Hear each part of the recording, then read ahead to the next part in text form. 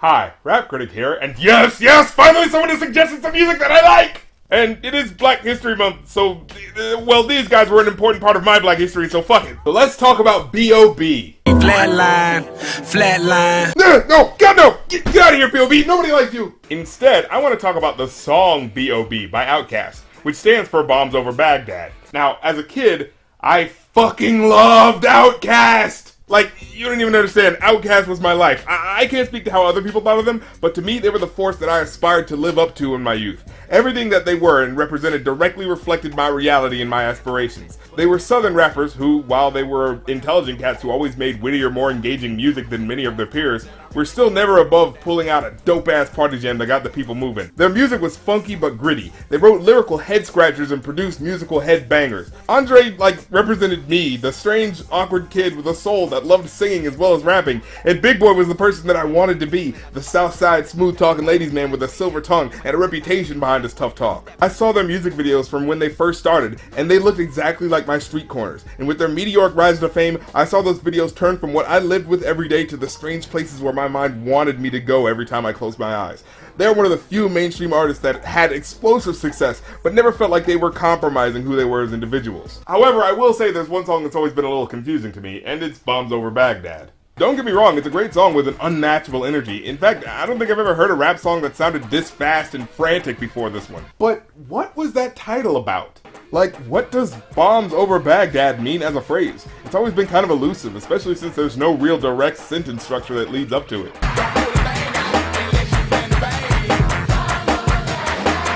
It's not given any straightforward context. It's phrased like we're supposed to know what it means, but I don't know if there's something that I missed, but I just don't. I mean, yeah, he precedes it with "don't pull the thing unless you plan to bang," which a lesser critic would be quick to assure you was a reference to sex. But a higher critic such as myself would let you know what this song is really about. Violence. Basically, don't pull your gun out to threaten someone unless you plan to use it. But why Baghdad? Was there some event that happened in Baghdad specifically where someone was, threatening to drop a bomb, but didn't? Because as far as I know, the British and Americans were actively pulling their things with the fulfilled promise of letting them bang back around that time. So where does this idea of using bombs over Baghdad as a cautionary phrase warning you not to threaten to do something unless you plan to go through with it come from? Well, maybe the verses will give us a little context, so let's start with Andre.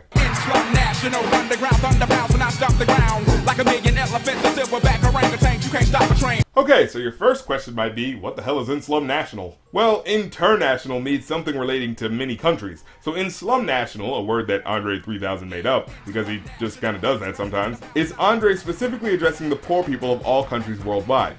And what he intends on telling them is, look out, because Outkast is fucking awesome, and we're striking with the force of 1 million elephants and silverback orangutans. Silverback orangutans aren't a thing. Maybe you meant to say silverback gorillas? But hey, gorilla doesn't rhyme with train, so you know. And hey, don't think I didn't see that zoom into the Jimi Hendrix picture which turns into you. You slime motherfucker, you. Who wants some, don't come unprepared, I'll be there, but when I leave there, better be a household name. So moving on, he says that Outkast is an unstoppable force, and by the time they're done, you're gonna know who they are. Weatherman telling us it ain't gonna rain, so now we sitting in a drop top soaking wet, in a silk suit trying not to sweat. Okay, now here's a dope set of lines. Right after the lines about them being known worldwide, he says a meteorologist tells them that everything would be sunny, so they thought they could ride through in a car that has the top down. But from the mention of being soaking wet, that prediction obviously turned out to be a lie.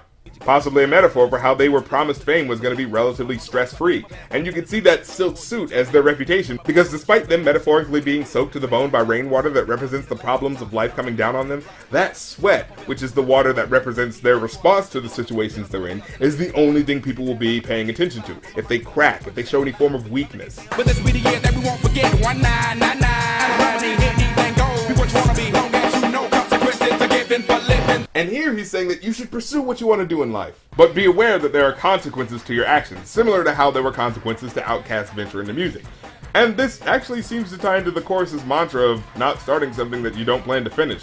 But still, where does the Baghdad thing play into this? Stack of questions with no answers, cure for cancer, cure for AIDS, make it wanna stay on tour for days, get back home, things are wrong, when not really it was bad all along. Okay, Okay, so this part goes into how Andre uses music for escapism. When he's on tour, he doesn't think about what's going on in the outside world. He only cares about the relationship between the music, the artist, and the crowd. And you know, when he talks about getting home and being forced to deal with the fallout of the new problems of the day, only to remember, oh wait, it's always been this bad. It's like when you go on vacation and you experience the sights and sounds of a new place and new experiences, and then you come back home when the first thing you notice is that the inside of your house smells really bad for some reason, and your room is a lot dirtier than you remember it.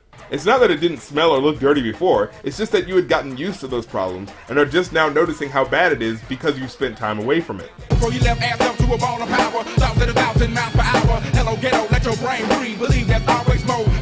And he ends his verse by addressing the collective ghettos of the world once more, in order to say, hey, I know these proverbial smelly houses and dirty rooms can cloud your brain and make you think there's no way out, but give yourself time to think and let your mind believe that there's more to your life than just this shitty situation you were born into. And in that way, you'll, what's the next thing that happens in the song? Yeah.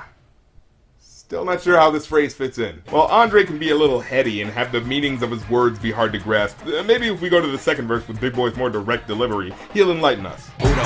Traces on. Did you ever think of pimp rock a microphone like that there boy and we still stay street? Big things happen every time we meet. Once again, I get it. Outkast is awesome, but can we get a more unifying theme here? Cause we get drunk, stay drunk at the club. Should've bought an ounce but you caught the dub. Should've held back but you throw the punch. Supposed to meet you good but you packed the lunch. Okay, so we Outkast are doing fantastic. We're getting drunk in the club, it's awesome. But on the other hand, you should have bought an ounce but you copped a dub and you should have not punched some random guy. Okay, in the first two lines, I get the contrast. You should have bought an ounce of this non-specific drug because an ounce is the typical weight that one associates with reselling a drug to make some money.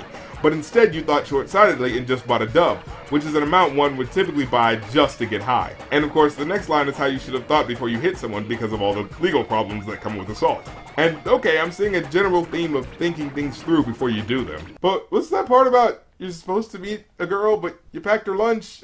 I don't see how these are contrasting scenarios. Were you supposed to have a lunch date with your girlfriend, but instead you forgot that you already packed a ham sandwich, so like it'd be a waste of a ham sandwich to pay for another meal at a restaurant? I mean, in relation to the other things you mentioned, which were about either making money or losing money, this part seems like it's just about being temporarily inconvenienced. No D to the U to the G for you. Okay, so for those who don't know, Doug is short for Nappy Dugout.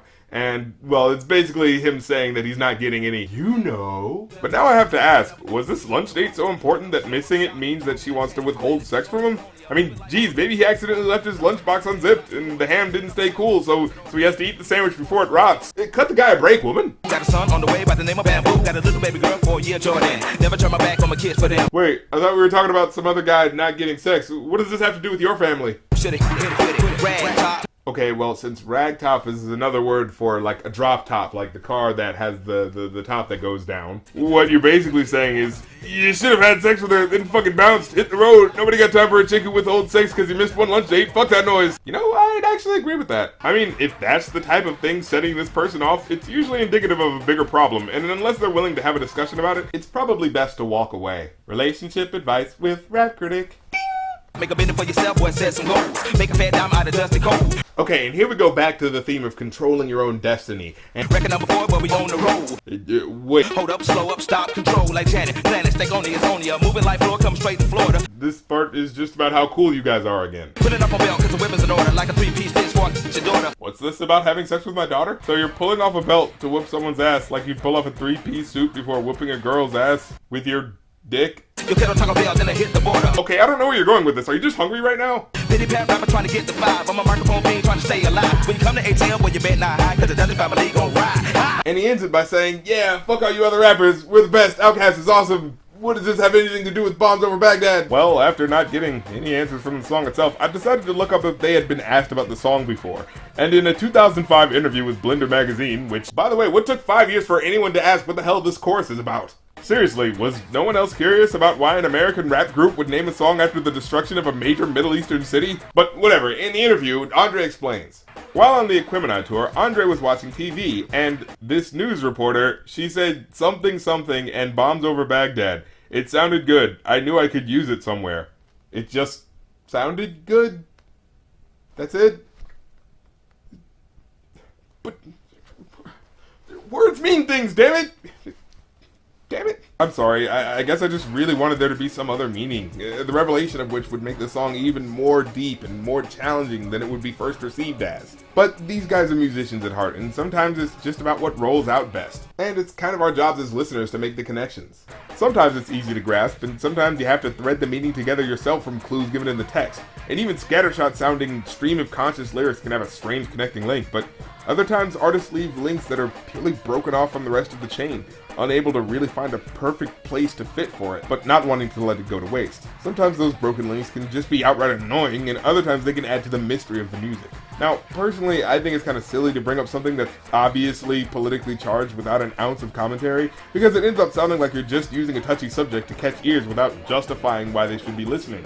But even with that flaw, it's still a pretty incredible song. I love it. The beat is another one of those songs that's an experience to behold and takes you to so many places orally. And the raps themselves, while definitely not flawless, still have little gems and slick turns of phrase that continue to make it an enduring listen. So, overall, I'd give it a 5 out of... Let me do that again. So overall, I can't do this anymore. Outkast, why did you leave? Why did you leave us? You could have made music forever. Andre, Big Boy, just get back together. Get back in the studio, man. We love you guys. We love you so much. Why did you leave us? Why did you leave us?